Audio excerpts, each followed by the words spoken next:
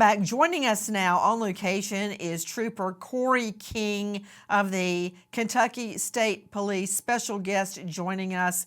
Trooper Corey King, thank you for being with us. I sometimes wonder how you keep going when you see cases like this. When I would prosecute and investigate child murders, some babies as young as baby Miya, I couldn't sleep for literally weeks after prosecuting a case like that. Tell me about your involvement in the search for baby Miya.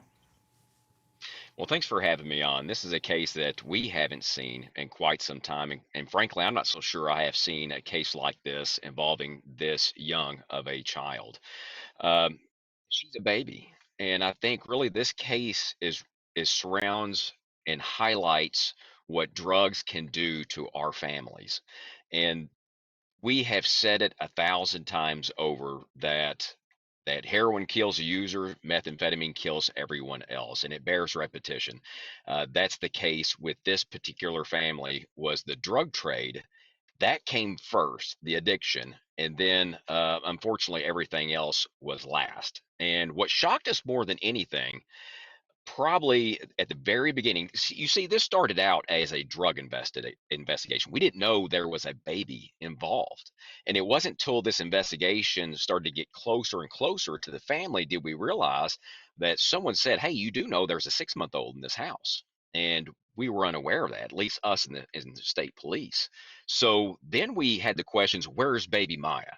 And we couldn't locate her. So when we closed in on the family and arrested them, located them with a plethora amount of drugs, that's fentanyls, that's methamphetamine, there was no baby. So when we went to go press them on where is baby Miya, they immediately wanted to seek counsel, which stopped all questioning and would not work with us at all on her whereabouts. Trooper Corey King, yes, I know that any target, any suspect has the right to have Hmm. counsel with them. They have the complete right to the Fifth Amendment right to 100%. remain silent, as it should be under our Hmm. Constitution. Right. However, big however, when you are looking for a missing baby just a few months old, you'd think that somewhere in that addled brain of theirs, they would say, okay, I may have drugs in my home, but where's my baby? That's more important. That never dawns on them, does it? No, it doesn't. And that was the biggest shocker to us, was that the entire family, it wasn't just mother and father, even the grandparents was not actively or overly cooperative with us. And they certainly wasn't involved in the search for the baby either. So all of this was very suspect in general. We certainly agree that yes, based on the Constitution, certainly everyone has the right to seek counsel and stop questioning at any time. But we're talking about a baby in which we had several working theories in our mind.